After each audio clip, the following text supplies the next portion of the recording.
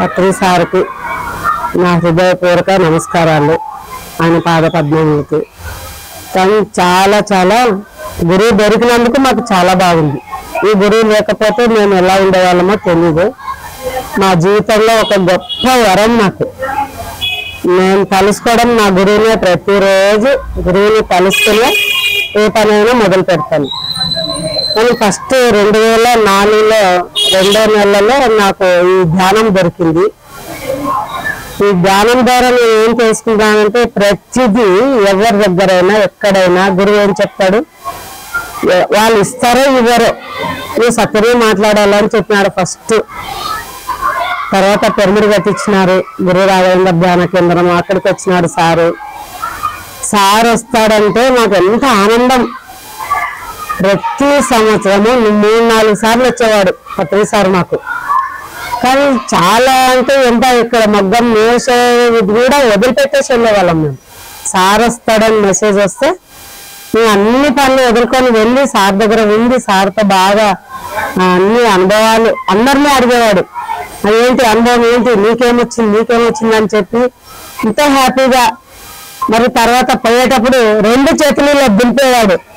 నాకేం సంబంధం లేదని చెప్పి చాలా ఎంజాయ్ చేసేవాళ్ళం సార్తో. అలాంటి స్థితి నాకు దొరికిన తర్వాత ప్రతి వారం నేను టాబ్లెట్లు ఉండేదాన్ని కాదు. ప్రతిరోజు టాబ్లెట్ వేసుకోవాలా. అలాంటి దానికి టాబ్లెట్లే లేకుండా చేసినాడు నా గురువు. ఒక్క రోజు కూడా ఇప్పుడు అస్సలు వాడాను. 18 సంవత్సరాలైంది ఒక్క టాబ్లెట్ వాడాను. ధ్యానము ఏది వచ్చినా, మనకు తలనొప్పి వచ్చినా, కాళ్ళ నొప్పులు వచ్చినా, కడుపు నొప్పి వచ్చినా ధ్యానం. ఒక్క 10 నిమిషాలు ధ్యానం చేస్తే అన్ని క్లియర్ అవుతాయి సార్. ఇది మాత్రం చాలా సత్యం.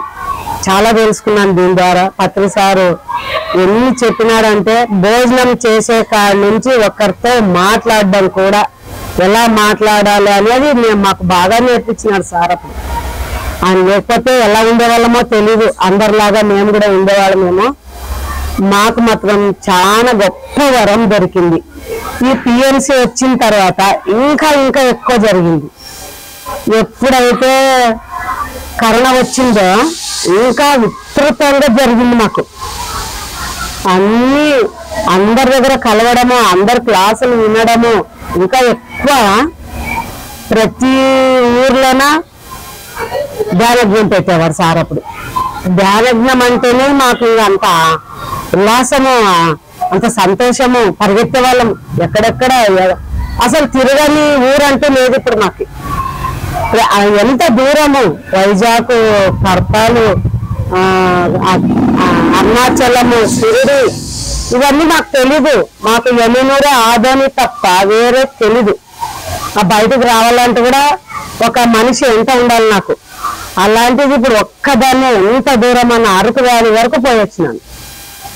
అంతవరకు ఎక్కడికైనా వెళ్ళాలంటే ఎవరు రాకపోని ఒక్కదాన్నే ధైర్యంగా వెళ్తున్నాను. ఎప్పుడు నా వెంట సార్ ఉన్నాడు, నాతో సార్ ఉన్నాడు, అదే ఆలోచనే వస్తుంది. సార్ తీసుకెళ్తాడు, నన్ను సార్ తీసుకెళ్తాడు. ఇంత బాగుందంటే నిజంగా అంటే జీవితం చాలా చాలా గొప్ప వరము నాకు మాత్రం చాలా గొప్ప వరం. ప్రతి దగ్గర ఎవరితో ఎలా మాట్లాడాలో కూడా నేర్పించినారు సారు. ఎంత నిదానంగా ఉండాలి, ఎంత ప్రేమతో మాట్లాడాలి, వాళ్ళతో ప్రేమగా మాట్లాడాలి. ఎవరైనా సరే ఎలాగన్నా ఉండని వాళ్ళు ప్రేమగా మాట్లాడు. ఒక్కటి ధ్యానం నేర్పి, నువ్వేమి ఇస్తావో ఇవ్వవో ధ్యానం వాళ్ళకి. ధ్యానమే నువ్వు ఇచ్చే ఒక గొప్ప ఆస్తి అని చెప్పినారు సారు. ఇవన్నీ అలాగే చేస్తున్నాను. చాలా ఉంది. పిఎంసీకి అయితే ఫస్ట్ నాకు తీసుకో ఇది కట్టు అని ఇచ్చినారు ఒక పేపరు. ఎలా కట్టాలో నాకు తెలీదు. నా దగ్గర నయా పైసా లేదు, ఎలా చేయాలో తెలీదు. కానీ 3 రోజుల కంటే 53,000 52,000 జమ చేయాలన్నారు. ఎలా చేయాలో అర్థం కాలేదు. రాత్రి వచ్చినాను, దసరా పండుగ రోజు ఇచ్చింది నాకు. వచ్చినాను, ధ్యానం కూర్చున్నాను 10 గంటలకి. ఏం చేస్తారో నాకు తెలియదు సార్, నేను నిముక్తురాలుగా ఉంటున్నాను, మీరే నాకు ఈ డబ్బు కలెక్షన్ చేసి ఇవ్వాలంటే 2 రోజుల్లో 3వ రోజు మధ్యాహ్నమే 52,000 53,000 వచ్చింది నా దగ్గరికి. అన్ని నాకేం తెలీదు అంటే అన్ని తీసుకొని గుమ్మ శ్రీనివాస సార్ ఉన్నారు, ఆయన పరమాత్మ పిరమిడ్ సర్వాత్మ పిరమిడ్ కట్టించినారు అక్కడ. ఆయన దగ్గరికి తీసుకెళ్ళినాను, అవన్నీ డబ్బులు తీసుకెళ్ళినాను, అన్ని ఫారాలు తీసుకురా అమ్మా అని చెప్పినాడు. అన్ని జిరాక్స్ చేపించుకొని ఆధార్ కార్డు పాన్ కార్డు అన్ని జిరాక్స్ చేసుకొని తీసుకురా అన్నాడు. తీసుకుపోయినాను, తీసుకుపోయే సార్ దగ్గర పెట్టినాను. అన్ని అమ్మ ఇది ఫోన్ పై పంపించాలా డబ్బులు, మరి ఎట్లా అంటే సరే సార్ అని నాకు బ్యాంక్ బుక్ ఉంది. ఆ బ్యాంక్ బుక్ ఆయన నన్ను బండి మీద తీసుకెళ్ళి అక్కడ పోయి బ్యాంక్ లో డబ్బులు కట్టినాము. సంవత్సరంన్నర అయింది, బుక్ నిలబడింది. నువ్వు ఈ బుక్ కి 500 కట్టు అన్నాడు. కట్టినాను. దాంట్లో బుక్ లో ఎంత ఉండేది నాకు తెలుసు, 1500 ఉంది బుక్ లో. ఆయన బుక్ లో డబ్బులు కట్టమంటే కట్టినాను సార్. ఎలా వచ్చిందో తెలియదు సార్, నాకు 26,000 బుక్ లో పడింది. నిజంగా అంటే ఆశ్చర్యం సార్ నాకు. ఏంటి 1500 ఉంది బ్యాంకులో 1500 ఉంది. నా సార్ కూడా చూసినాడు, బుక్ రన్నింగ్ చేయమ్మా అని 500 ఇచ్చినాడు. 500 కట్టినాను. 26,000 ప్రింట్ అయ్యి వచ్చింది సార్. ఇంత గొప్ప ఆశ్చర్యమో నా జీవితంలో ఎప్పుడు చూడలేదు. ఎందుకంటే ఇది గురుజీ చేసిండేది, ఎవరు కాదు, నేను కాదు, నా గురువు ఇవన్నీ సాయం చేస్తున్నాడు. సార్ కట్టినాను సార్ అని బుక్ తెచ్చిస్తే, నువ్వెంత పిక్కాయమ్మా, నువ్వు 26,000 బుక్ లో పెట్టుకొని నువ్వు లేవు డబ్బులు అన్నావు అన్నాడు. లేదు సార్ చూడండి అంటే అది 1500 ప్రింట్ అయ్యింది ఉంది. తర్వాత ఎట్లొచ్చిందో నాకు తెలియదు.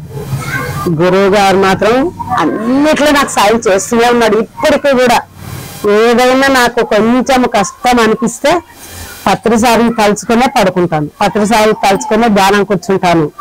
కానీ ఎలా ప్రాబ్లం ఎలా సాల్వ్ అవుతుంది అనేది గురువు గారికే తెలుసు, నాకైతే తెలియదు.